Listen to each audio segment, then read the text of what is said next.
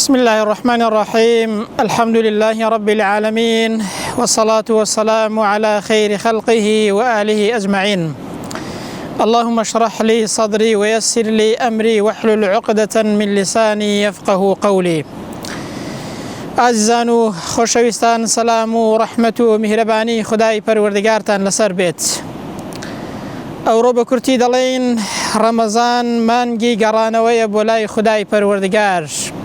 خوای پەروەردگار بانگمان دەکات، پێمان دەڵێت، ئامۆژگاریمان دەکات کە بگەڕینەوە بۆ لای خودای پەروەردگار. گەڕانەوە بۆ لای پەروەردگار تەنها ئەوە نییە ئینسانێک بێ باوەڕ بێ بگەڕێتەوە بۆ لای پەروەردگار و تەوبە بکات، بەڵکو ئینسانی موسڵمان پێویستە لە هەموو گوناهێکی گەورە و گچکە هەمیشە تەوبە بکات و بگەڕێتەوە بۆ لای خودای پەروەردگار. ئەنجا ئەو ڕەمەزانە دەرفەتی گەڕانەوەیە بۆ لای خودای پەروەردگار و تەوبەکردنە. خوای پەروەردگار دەفەرمێت: وتوبوا إلى الله جميعا أيها المؤمنون. هەمووتان بگەڕێنەوە بۆ لای خودای پەروەردگار تەوبە بکەن ئەی ئیمانداران، کەواتە بانگی ئێمە دەکات، بانگی ئینسانی ئیماندار دەکات. لعلكم تفلحون، بەڵکو بەهۆی ئەو گەڕانەوەتان بۆ لای خودای پەروەردگار سەرفراز بن لەو دنیایە و سەرفرازی بەدەست بێنن. لآياتك ديكدا خوي پروردگار دفرميت: قل يا عبادي الذين أسرفوا على أنفسهم لا تقنطوا من رحمة الله. بلای محمد صلى الله عليه وسلم أي پیغمبر بهر مسلمانك بهر کسیک أيو کسانی که زیده رویتان کردووە لە گوناه و تاواندا، گوناه و تاوانتان کردووە، لە ڕەحمەتی پەروەردگار و لێ خۆشبوونی پەروەردگارتان ناومید مەبن، بگەڕێنەوە بۆ لای پەروەردگارتان، چونکە إن الله يغفر الذنوب جميعا. خوای پەروەردگار لە هەموو گوناحەکانتان خۆش دەبێت، هەر گوناحێکی هەبێت بەمەرجی گەڕانەوە بۆ لای خودای پەروەردگار، خوای گەورە گوناحەکەت دەسڕێتەوە و لێت خۆش دەبێت، چونکە ئەو خوایە إنه هو الغفور الرحيم. ئەو پەروەردگارەتان لێ خۆش بووە بەرامبەرتان و هەروەها بەزەییە دەرگای تەوبەی قەتدا ناخات. وهو الذي يقبل التوبة عن عباده. خوای پەروەردگار ئەو زاتەیە کە تەوبە لە بەندەکانی قبول دەکات، تەوبەیان لێ وەردەگرێت بەمەرجی گەڕانەوە بۆ لای پەروەردگار. ويعفو عن السيئات، ولا هەموو گوناحەکان خۆش دەبێت و قەڵەمی عەفویان بەسەردا دێنێت، بەو مەرجەی ئینسان ڕوو بکاتە خوای گەورە و تەوبە بکات و بگەڕێتەوە بۆ لای خوای پەروەردگار. أفلا يتوبون إلى الله أفلا يتوبون إلى الله ويستغفرونه. باشە ئایا ناگەڕێنەوە بۆ لای خوای پەروەردگار؟ ئایا کاتی ئەوە نەهاتووە خوای گەورە پێمان دەفەرمێت بگەڕێنەوە بۆ لای خوای پەروەردگار و داوای لێبردن لە خوای پەروەردگارتان بکەن؟ گەڕانەوە بۆ لای خوای پەروەردگار بە زمان بەوەی کە ئینسان تەوبە و پەشیمانی دەرببڕێت، بەدڵ بەوەی کە ئینسان هەرچی خراپەیە لە دڵی خۆی دەرخات دەری بکات، و هەروەها پاش ماوەی خراپە و خراپەکاری لە دڵ و دەرونی خۆی دەرکات و پەیوەندی بە هیچ تاوانێکەوە نەمێنێت، لە دڵەوە هەست بە ناڕەحەتی بکات کە تاوانی کردووە، بگەڕێتەوە بۆ لای خوای پەروەردگار. ئەنجا بکردەوە کە تا ئێستا گوناهێکی کردووە، ئێستا نەگەڕێتەوە سەری و لە جیاتی تاوان ئەو جا چاکەکاری ئەنجام بدات. خوای پەروەردگار لە حەدیسی قودسیدا پێمان دەفەرمێت: إنكم تخطئون بالليل والنهار. أي إنسان كان، أي مسلمان، أي خلقنا إيوا بروج بشو جناه تاوان دكن بلام خواي جورد فرمي وأنا أغفر الذنوب جميعا. أما اللحم جناه تاوان كان تنخوش دبم، هو الرحمة بزهي خداي پروردگارا. فاستغفروني أغفر لكم. ده كواتا بقرنوا بولاي خواي پروردگار، خواي جورد بيمان دليد داوای لێبردن لە خوای پەروەردگار بکەن، پەشیمان ببنەوە لە گوناه و تاوان، مەگەڕێنەوە سەر گوناه و تاوان، تەوبەیەکی یەکجاری بکەن، خوا دەفەرمێ لێتان خۆش دەبم. ئەوە پەیامی خدای پەروەردگارە بۆ ئێمە. ابن القیم دەفەرمێت جاری وهەیە ئینسان گوناه و تاوانێک دەکات بۆی بەخێر دەگەڕێت. چۆن بۆی بەخێر دەگەڕێت؟ تاوانێک دەکات، دوایی داوای لێبردن لە خوای پەروەردگار دەکات، دوایی ئەوەندە ئەزیەت و ئازاری پێوە دەخوات، دوایی ئەوەندە لە دڵەوە ناڕەحەت دەبێت، ئەو ناڕەحەتیەشی بۆ بە خێر و پاداش دەنووسرێت، دوایی سەرنجامی ئەو گوناهەی کە هێندە لی پەشیمانە، ئەو تەوبە و پەشیمانیەی دەبێتە مای خێر لە کاتێکدا کە گوناهێکی کردووە. کەواتە گەڕانەوە بۆ لای خوای پەروەردگار یەکجار گەورەیە، خوای پەروەردگار دەفەرمێت وإني لغفار لمن تاب وإني لغفار بە سیغەی مبالغە خوای گەورە دەفەرمێت ئەمن زۆر لێخۆش دەبم لێخۆش بووم بەرامبەر بە کێ لیمەن تابە بەرامبەر بۆ کەسێک کە تەوبە دەکات لە گوناهان و دەگەڕێتەوە لای خودای پەروەردگار و ئامەنە ئەو کەسێک کە ئیمان دێنێت و عەمیلە صالیحا کە تا ئێستا خراپەی کردووە ئەوجا کردەوەی چاکە دەکات و کردەوەی چاکە ئەنجام دەدات ثم اهتدى پاشان بەهۆی ئەو تەوبە و ئیمان و گەڕانەوە بۆ لای خوای پەروەردگارە ئەنجا ڕێگای هیدایەت و ڕێگایەکی دروست دەگرێت و لەسەر ڕێگای خودای پەروەردگار دەڕوات. پیاوێک هاتە لای عەبدوڵڵای کوڕی مەزعود فەرمووی قوربان گوناه و تاوانم کردووە گوناه و تاوانەکانم ئەزیەتم دەدەن پێم ناخۆشە ئایا دەرگای گەڕانەوە هەیە کە من تەوبە بکەم بۆ لای خودای پەروەردگار و خوای گەورە تەوبەم لێ قبوڵ دەکات. ئیبن مەسعود ڕووی لە پیاوەکە وەرگێڕا و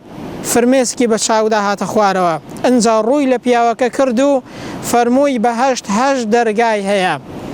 هەموو دەرگاکانی کاتێک هەیە کە دادەخرێن و کاتێکیش هەیە کە دەکرێنەوە بەڵام دەرگای تەوبە هەمیشە کراوەیە و قەت داناخرێت خوای پەروەردگار هەرگیز دەرگای تەوبە داناخات بۆیە خوای گەورە لە ڕۆژ و لە شەودا دەرگای واڵایە و دەستی واڵایە بۆ بەندەکانی بۆ ئەوەی کە بگەڕێنەوە بۆ لای خودای پەروەردگار و تەوبە بکەن دەرگای تەوبە قەت داناخرێت موژدەت لێ بێ ئەی موسڵمان دەی دەرفەتە وەرە بگەڕێەوە بۆ لای خوای پەروەردگار و هەروەها تەوبەیەکی ڕاستەقینە بکە. سوودەکانی تەوبەکردن گەلێک زۆرن یەکەم لە سوودەکانی تەوبەکردن ئەوەیە کە هەرچی گوناه و تاوان هەیە نامێنێت هەمووی ڕەش دەبێتەوە خوای گەورە قەڵەمی عەفوی بەسەردادێنێت. پێغەمبەر دەفەرمێ صلی الله عليه وسلم التائب من الذنب كمن لا ذنب له ئەو کەسەی کە دەگەڕێتەوە لە گوناه و تاوان ئەوە ڕەحمەت و بەرەکەت و چاکەی خودای پەروەردگارە وەکو ئەوە وایە کە هەرگیز گوناه و تاوانی نەکرد بێت. سبحان الله لە چاکەی خوای گەورە لە ڕەحمەت و بەزەی خودای پەروەردگار ئەی موسڵمان بزانە کە ئەو کەسەی کە گوناه و تاوانی کردووە بەڵام ئێستا دەگەڕێتەوە وەکو ئەوە وایە کە هەر گوناه و تاوانی نەکرد بێت خوای گەورە لە هەموو گوناه و تاوانەکان خۆش دەبێت. دووهەمیان ئەو کەسەی کە تەوبە دەکات ئەگەر گوناه و تاوانێکی کرده بێت خوای گەورە ئەو گوناه و تاوانەی دەگۆڕێ بە چاکە و حەسەنات ئەو گوناهەی دەگۆڕێت بەچی بە چاکەیەک لە بەرامبەریدا ئەوەش ڕەحمەت و بەزەی خودای پەروەردگارە چاکەی خودای پەروەردگارە بەڕێزان. خوای گەورە دەفەرمێت إلا من تاب وآمن وعمل صالحا ئەو کەسانەی کە تەوبە دەکەن ئیمان دێنن کردەوەی چاکە دەکەن فأولئك يبدل الله سيئاتهم حسنات خوای پەروەردگار خراپەکانیان دەگۆڕێت بەچی بە چاکە بە حەسەنات ئەوە ڕەحمەت و بەزەی خودای پەروەردگارە چونکە خوای پەروەردگار وەکان الله غەفوورا ڕەحیمە خوای گەورە لێ خۆش بووە بە بەزەییە بەرامبەرمان. ئەنجا سەعیدی کوڕی موسەیب دەفەرمێت لە ڕۆژی قیامەتێدا لە شوێنی هەر خراپەیە کە ئینسان کردوێتی خوای پەروەردگار حەسەنات و چاکەیەکی بۆ دەخاتت بەرامبەری لە شوێنی هەر خراپەیەک چاکەیەکی بۆ دەنووسێت و پاداشتی بە چاکەیەک دەدرێتەوە. کردەوە خراپەکانی کە کردوێتی تەوبەی کردووە ئێستا خوای گەورە بۆی دەگۆڕێت بە چاکە لە زیاتیەوەی کە لەسەری سزا بدرێت نەک هەر ڕۆژ دەکرێتەوە بەڵکو خوای گەورە خراپەکانیشی بۆ دەکات بە چاکە ئەوەش بەزەی خودای پەروەردگارە بەرامبەر بە ئێمە. سێهەم لە سوودەکانی تەوبە ئەوەیە کە دڵ و دەرونی ئینسان پاک دەبێتەوە بۆ هۆی تەوبەکردن لە گوناه و تاوان دڵ و دەرونت پاک دەبێتەوە. پێغەمبەر دەفەرمێ صلی الله عليه وسلم کاتێک کە ئینسان گوناه و تاوانێک دەکات ئەو گوناه و تاوانە نوکتەیەکی ڕەش لەسەر دڵ و دەرونی ئینسان دروست دەکات. جاو ئینسانەیە ئەگەر تەوبەی کرد دڵ و دەرونی پاک دەبێتەوە دڵ و دەرونی ساف دەبێت لە گوناه و تاوان بەهۆی چیەوە بەهۆی ئەوەی کە تەوبە دەکات. بەڵام ئەگەر تەوبە نەکات گوناه بکات کەلا بەل ڕان عەلا قولوبهم ما كانوا یەکسیبون خوا پەنەماندات ئەوە دەبێتە ژەنگ و ژاری گوناه و تاوان ئەو کاتە ئینسان جاری وهەیە مەجاڵی گەڕانەوەشی نامێنێت. حەسەنی بەسری دەفەرمێت ئەو کەسانن کە گوناه لە دوای گوناه دەکەن تەوبە ناکەن هەتاوەکو دڵیان کوێر دەبێتەوە خوا پەناماندات و دڵیان دەبرێت کەواتە تەوبە و پەشیمانی دەربڕین دڵ و دەرونی ئینسان پاک دەکاتەوە وای لێ دەکات کە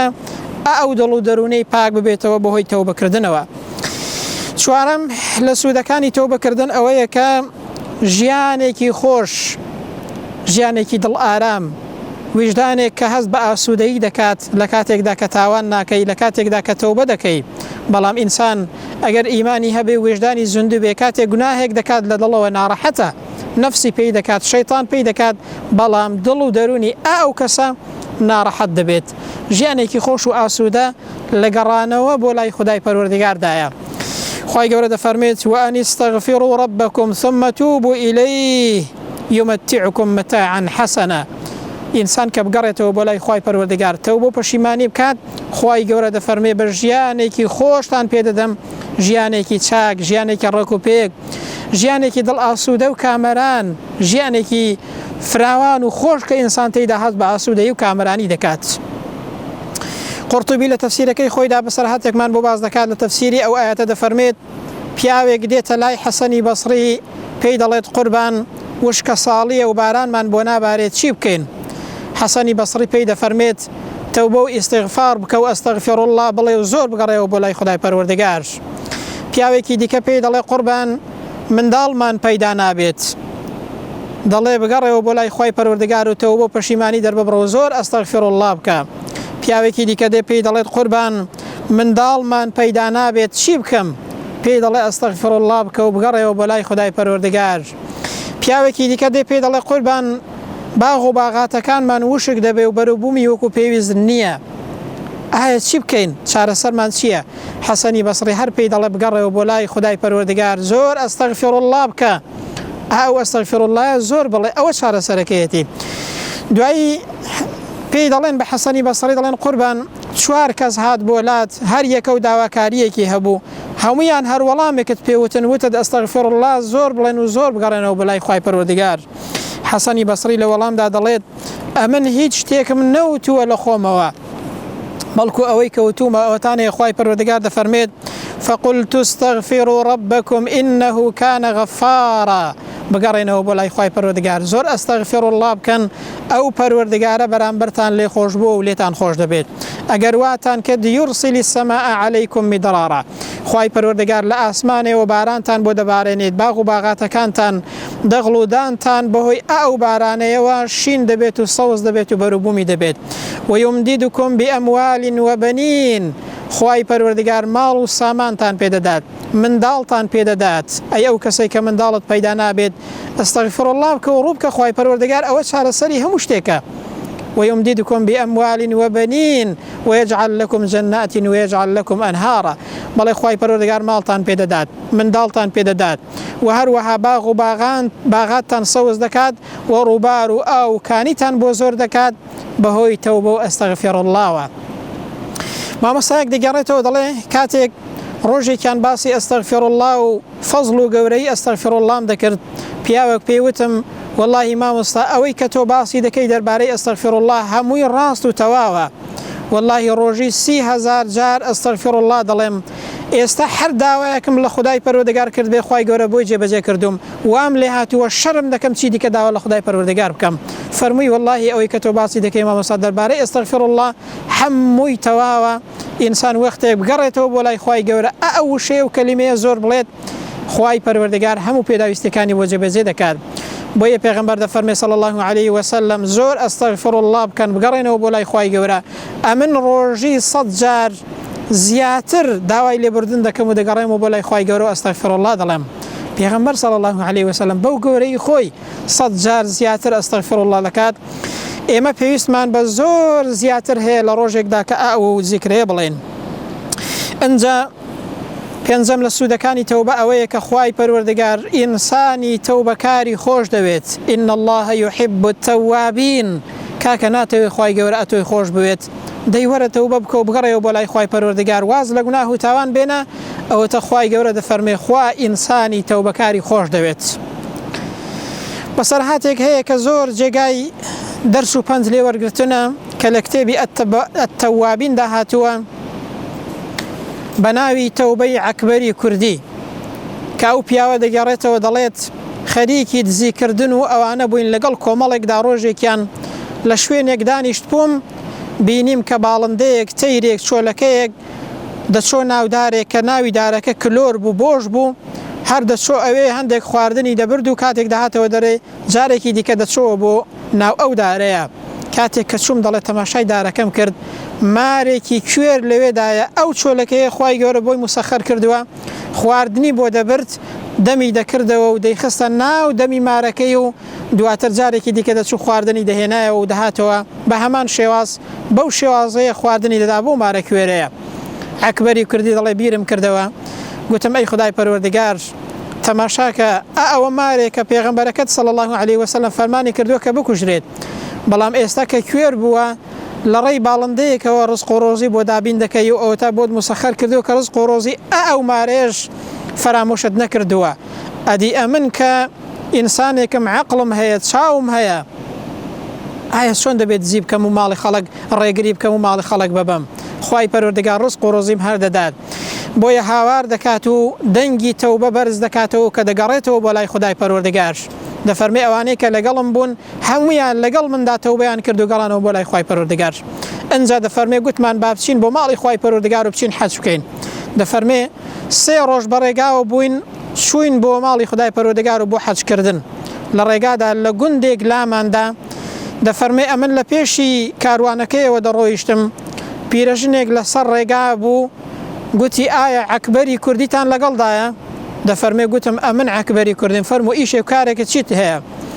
گوتی واللهی ئەوە 3 شەوە پێغەمبەرم لە خەودا بینیوە صلی الله علیه وسلم دەستەجلێکی پێ بوو پیرەژنەکە وتی لە خەومدا پێغەمبەر صلی الله علیه وسلم پێی وتوم بڕۆ ئەو دەستەجلە و ئەو قاتەیە بڕۆ بیدە بە عەکبەری کوردی پێغەمبەر صلی الله علیه وسلم ئەو پیرەژنە دەڵێ گوتی گەنجێکمان هەبوو کوڕێکمان هەبوو کە بە تەمای زەماوەند بوو بەڵام خوای پەروەردگار بردیەوە بۆ لای خۆی و پێڕا نەگەیشت ئەو جلانە هی ئەو کوڕەمە پێغەمبەر صلی الله علیه وسلم لە خەومدا پێی وتم بڕۆ ئەو جلانە بدە بە عەکبەری کوردی چونکە تەوبەی کردووە گەڕاوەتەوە بە لای خوای پەروەردگار بزانە ئەی موسڵمان خوای پەروەردگار تەوبەکاری خۆش دەوێت بزانە بەهۆی تەوبەوە چۆن خۆشەویست دەبی لە لای خدای پەروەردگار پێغەمبەر صلی الله علیه وسلم لە خەودا بەو پیرەژنێ دەڵێ بڕۆ ئەو قاتە بدە بە عەکبەری کوردی چونکە تەوبەی کردووە ئەوەیە کە خوای گەورە دەفەرمێت إن الله يحب التوابين کاکە ڕاستە کەلامی خدای پەروەردگار خوای گەورە ئینسانی تەوبەکاری خۆش دەوێت دەی ئەتۆش ئەگەر دەتەوێت خوای گەورە ئەتۆی خۆش بوێت بگەڕێەوە بۆ لای خدای پەروەردگار شەشەم لە سوودەکانی تەوبەکردن ئەوەیە کە ئینسان سەرفراز دەبێت لە دنیا و لە قیامەتدا بەهۆی تەوبەکردنەوە خوای گەورە دەفەرمێت فأما من تاب وآمن وعمل صالحا ئەو کەسەی کە دەگەڕێتەوە بۆ لای خوای پەروەردگار ئیمان دێنێت کار و کردەوەی چاکە دەکات فعسى أن يكون من المفلحين بەڕاستی زۆر نزیکە ئومێد وایە کە ئەو کەسانە سەرفراز بن هەم لە دنیا و هەروەها هەم لە قیامەتیش وأزلفت الجنة للمتقين غير بعيد بەهەشت زۆر نزیکە ڕازێنراوەتەوە بۆ کێ بۆ کەسانی تەقوادار ئەنجا هذا ما توعدون لكل أواب حفيظ ئەو بەهەشتەیە کە ڕازێنراوەتەوە و پەیماندراوە بە کێ لكل أواب حفيظ بۆ هەر کەسێک کە زۆر تەوبە دەکا و دەگەڕێتەوە بۆ لای خدای پەروەردگار نایەڵێ ژەنگ و ژاری تاوان دڵ و دەرونی داپۆشێت و بۆ هەر کەسێکە کە پارێزگاری لە سنوورەکانی خدای پەروەردگار دەکات بەهەشت بۆکەیە لكل ئەواب بۆ هەموو ئینسانێکی تەوبەکار کەواتە سەرفرازی دنیا و قیامەت بەهۆی گەڕانەوەیە بۆ لای خدای پەروەردگار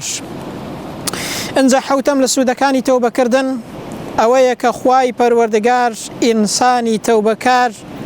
زۆر خۆشحاڵە خوای گەورە کە ئینسان تەوبە دەکات بە تەوبەی ئینسان زۆر خۆشحاڵە پێویستی بە ئینسان نییە خوای پەروەردگار بەڵام لە گەورەی و چاکە و فەزڵ و ڕەحمەتی خوای گەورە